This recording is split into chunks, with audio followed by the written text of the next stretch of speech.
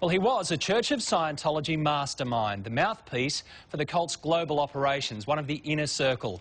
But now he's left and speaking for the first time about how the church works. It's explosive stuff, and the power brokers of Scientology want to silence him. Tonight, Brian Seymour continues his investigation with this world-exclusive report. OK, here's where it gets really weird. Oh, I know he's evil. He's definitely evil. This gentleman's been hired by a law firm acting for Scientology to film these people. Is that OK? No, it's not. No, listen to me! You were not there at the beginning of that interview! I certainly make clear to John Sweeney and the people at the BBC and Panorama what really happened. We want you to know who we are and what we stand for. How close is he with Tom Cruise? Extremely close. How close? Unnaturally extremely close. Mike Rinder is Australian. He was born in Melbourne and grew up in Adelaide, just 2 doors down from cricket greats the Chappell brothers.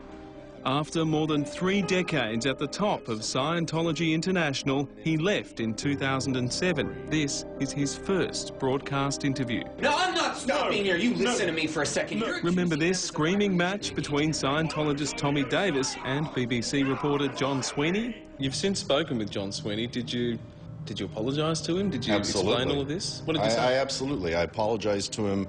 Mike Rinder was right there as Tommy Davis played out Scientology's plan. Tommy Davis had basically said priorly, look, I'm the guy that can goad Sweeney into losing it. And that was what Tommy Davis was trying to do. Is that what he said? Absolutely. You were there. He said that was his plan. That was his plan. Mike Rinder was ordered to handle the global media fallout from the BBC Panorama documentary, Scientology and Me. To your knowledge, did the church release it? No, Anderson. I mean, I'm not sure how that got onto YouTube. You have to lie because there's nothing else that you can do. You can't stand on TV and say, oh yeah, David Miscavige beat people up. Oh yeah, we forced them to disconnect their families.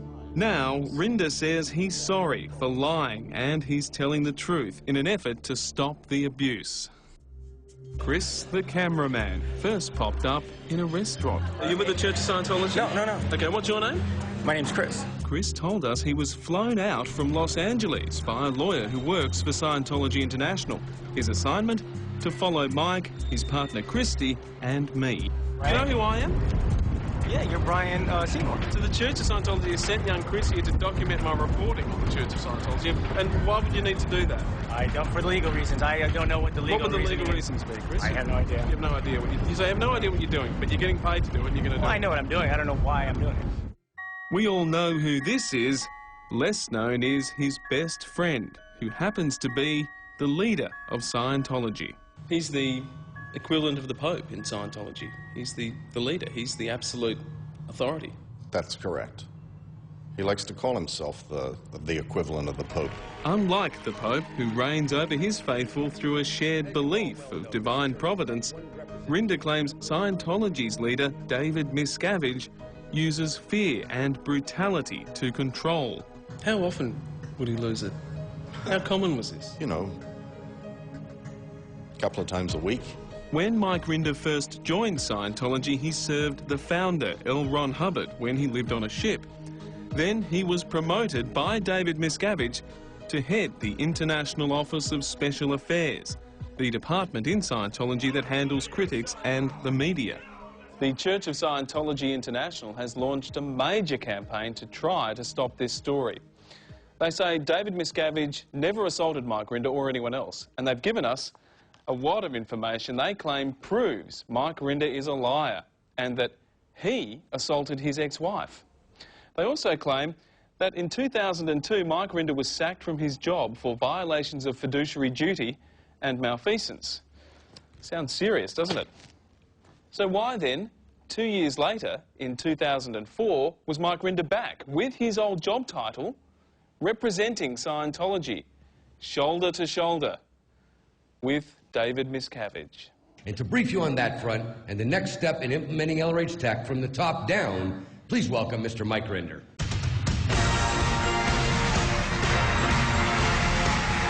Here, David Miscavige introduces his trusted lieutenant, Mike Rinder, to a 2004 Scientology event.